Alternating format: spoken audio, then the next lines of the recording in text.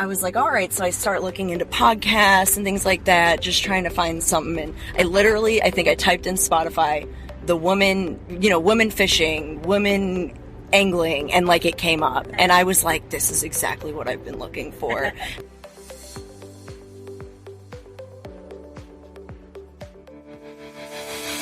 Welcome to the Woman Angler and Adventurer podcast, inspiring real women with a passion for fishing and the outdoors to go get their adventure on.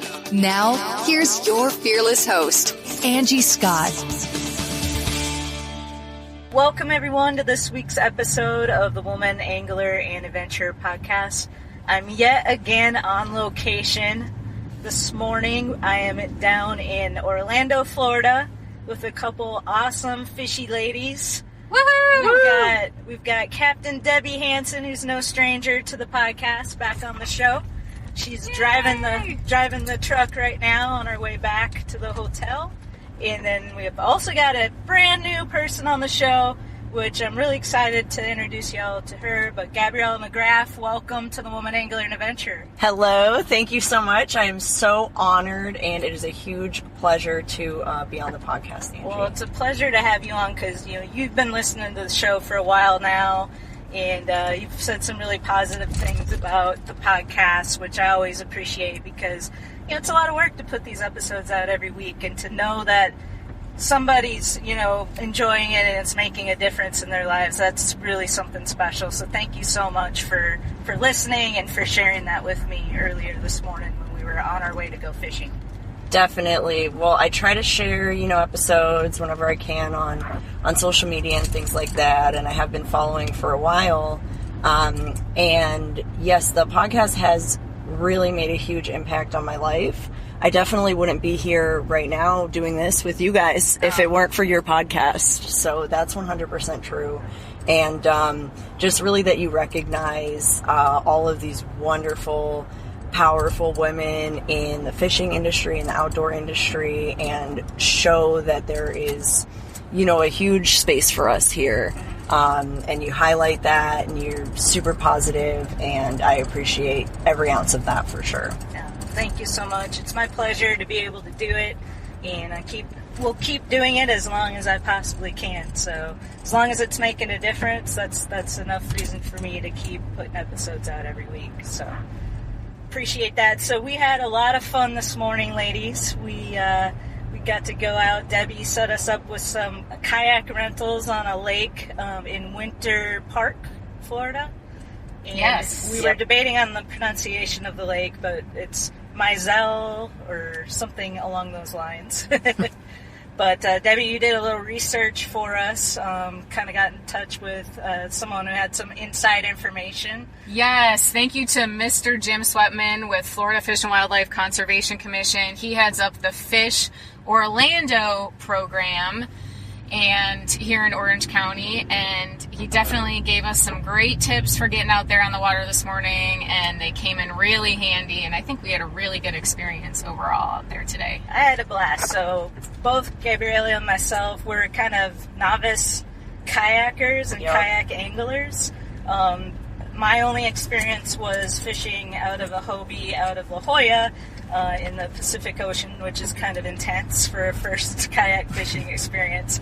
So this was nothing like that, but regardless, that's literally been my only experience my whole life. So I was a little bit nervous, didn't know quite what to expect. I know there's a lot going on when you're kayak fishing, and you're dealing with, the current and the wind, and you're trying to stay in one area and work your bait. And we were doing some finesse fishing this morning, which is pretty slow. So that was a little bit of a challenge. But Gabriella, you've never been kayak fishing either, right? No, I fished off my paddleboard one time, and I was kind of tied to a kayak. So that was a little bit of a similar experience with the drifting and things like that, but having to paddle and, make sure the rods are okay and make sure that nothing's going to fall off and everything like that. You're not going to tip over, and you're not going to run into a dock. So it was an adventure, but it wasn't as hard as I thought it would be. I was coordinated enough to do it, so that's good. Yeah, you look like a natural out there. Thank you. And, once we kind of got out of some of that stronger current, I got more relaxed, and I was like, yeah, And then we had a really cool double hookup, you and I. Mm-hmm. Right off the bat. That was so cool. I heard the splash from Gabriella's fish first. And then next thing I knew, I had a fish on as well. So that was really awesome for us to both hook up at the same time. And then not long after that, Debbie got her fish. And then I think all of us caught at least 2 more. I think you ladies caught, 3 or 4 more after that as the morning went on? Yep, yeah, I caught 3 more. Yep. I caught 3 more because I got that one right at the end on my plastic. Yeah, one. That was cool. One right at the end. We're just about to head back in. And then Debbie, you got one too, right? Yeah, right at the end. That was a treat. As we were heading back through the canal, so that was really cool. And it was just so neat to see just how clear that water was. So the gentleman that rented the kayaks told us that Lake Mizell, am I saying it right? I think so. Is a spring-fed lake, so it was amazing. We could see all the way down to the bottom. There was a lot of eelgrass and quite a few docks and lots of vegetation to fish, so lots of nooks and crannies for those fish to hide, but really just a fun morning and a chill morning because we were in kind of like a little protected bay. So yeah, it was really the ideal morning to do what we did. Some nice awesome cloud stuff. Coverage too. Yep, and then on our way back to return the kayaks, we saw some pretty nice bass right there in the canal folding to the seawall. We did, yes, right in the shadows. Yep, and that's where they're going to be when it's sunny and hot outside, so it made total sense that they were there. And maybe we should have been fishing the canal a little bit more. But it's cool to be able to see those fish with that clear water. It's a real treat. Yeah, you can almost sight cast to them. Right. All right, so Gabriella, let's talk a little bit about your so you grew up fishing. Yes, I did. And were you in the Tampa area, or where did you? So yes, I was in the Tampa area as a small child, and I did some lake fishing when I was very small. But to be honest, I don't remember a bunch of that because I was like very little. But what I do remember from my childhood is fishing off of the piers and off of the beach. Just a lot of inshore, stuff like jacks and. Little, smaller fish off the beach, and then off the pier, like Spanish mackerel, some kind of things like that. All the different variety of, random fish that you can catch, saltwater fishing. I did catch some snook when I was younger, like smaller guys and things like that. And then, when I got a little bit older, I moved to Michigan for a little bit, didn't fish up there, but when I came back, when I was, about 12, again, just more of the beach, just kind of, every once in a while type of thing, nothing too serious. Then when I was about 14, we actually were living in a place that was on the water, and I would go fish like every day after school pretty much, just with some gulp bait or some frozen shrimp, just throw it out there.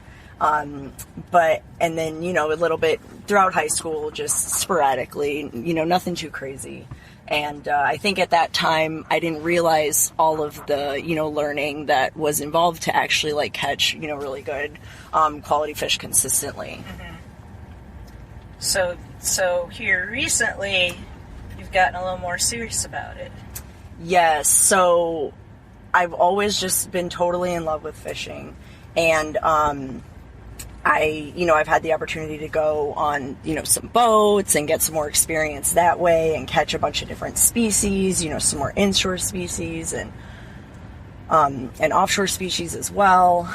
And I did want to share a story that actually led me to finding your podcast because so you grow up and you're always really into fishing and you're a girl, so, people kind of look at you and they're like, wow, you like to fish, or at least in Florida anyway, and the people I was surrounded with, a lot of times I'd be fishing when, like, the boys weren't, and everyone was just, like, so impressed.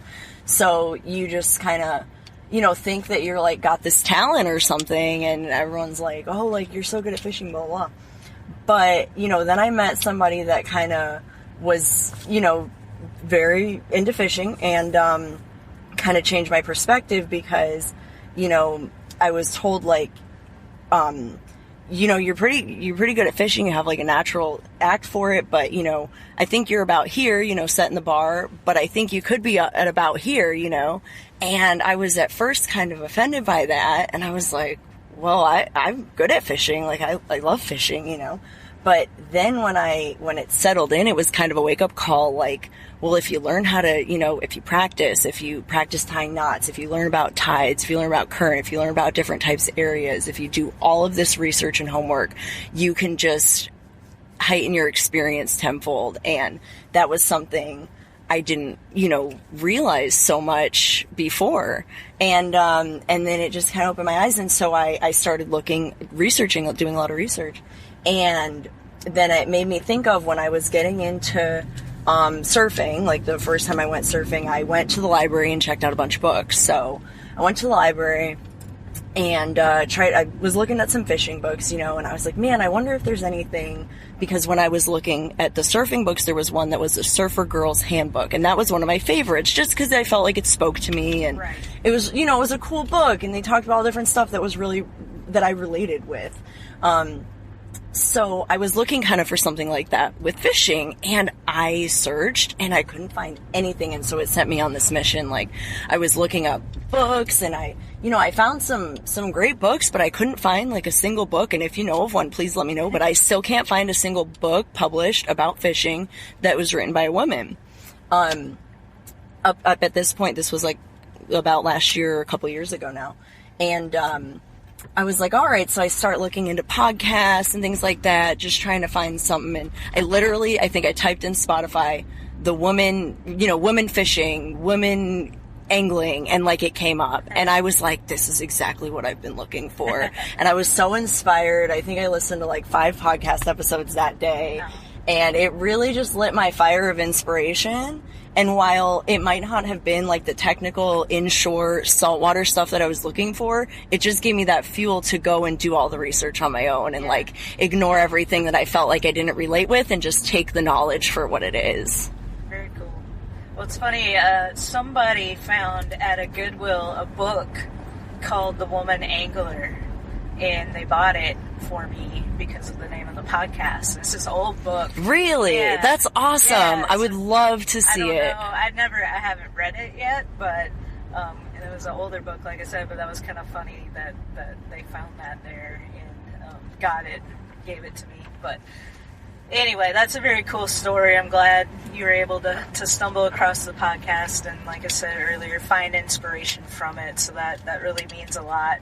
And so since you've gotten connected with Debbie here. Yes. You've been working together, which is awesome. Yes. And I'm sure learning a lot from Debbie. Thanks to you and your online community for connecting us and for connecting so many women. Mm-hmm. It's just such a great forum for women to share experiences and get connected. It's really fantastic. So yeah, it's been great that we could connect. And so if for those of you listening, if you're not familiar with what we're talking about, that's the Woman Angler and Adventurer Facebook group that I created as a forum for podcast listeners, but really anybody who's into fishing, and men or women are welcome to join the group. We have a lot of really amazing male supporters out there, so we don't exclude men by any means, but it's a nice community for people, like Debbie said, to connect and learn from each other and stuff. So thank you for saying that. But it really is. And so Gabriella, too, I saw something recently where you caught your first fish on the fly. Yeah. So my first ever fish was with Debbie a few months ago. Huge thank you to Mr. Joe Mahler for teaching me fly casting, and Debbie for inviting me to those events. And that's been a while coming. I started, I guess, sometime last year, going down to Bass Pro and taking those classes and learning how to cast. And then eventually we got out on freshwater, and I was able to catch a small bass, and so that was a few months ago. And then just a couple weeks ago we went out saltwater, and I caught 2 snook on the fly. Nice. Nice. And from the beach. Sight casting. Awesome. Very cool. It was a really cool experience. Definitely, it's a little bit like fishing with artificials in a spinning setup, but it's definitely its own animal. Yeah. Like it's. So is that something you think you'll be doing more and more? I do. The thing about my interest in fishing, and I was kind of thinking about this yesterday. I have a very diversified interest, like as far as the different types of fishing, the different freshwater, saltwater, fly, conventional, spinning, bait casting. Like I'm really interested in all of it, and I don't. If you're like, we're going to go fishing today, I'm like, cool, what are we doing? I'd be down for anything. Yeah. Like, I really don't have a huge preference at this point, I think, because I'm learning. I'm so into just learning right now and improving and gaining more skills, that I definitely could see myself fly fishing more. Okay.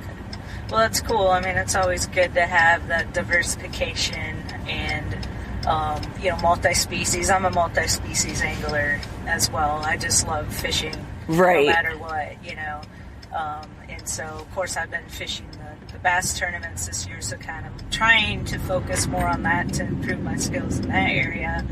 And that's something you mentioned. We were talking, I think it was this morning. Gosh, it seems like forever ago now. Maybe it was yesterday. Yeah. Probably yesterday. But you were mentioning about, maybe wanting to get into bass tournaments too. Yes, as definitely one interest of mine. I think that would be a cool thing to try, and so I kind of have it lined up to fish with a local club in the fall and see how that goes, and then pretty much just go from there. The Ladies Bass Anglers Association, is that what it's called? Yep. That is super intriguing to me as well. So who knows, maybe down the line. Yeah, we'd love to have you aboard. That would be awesome.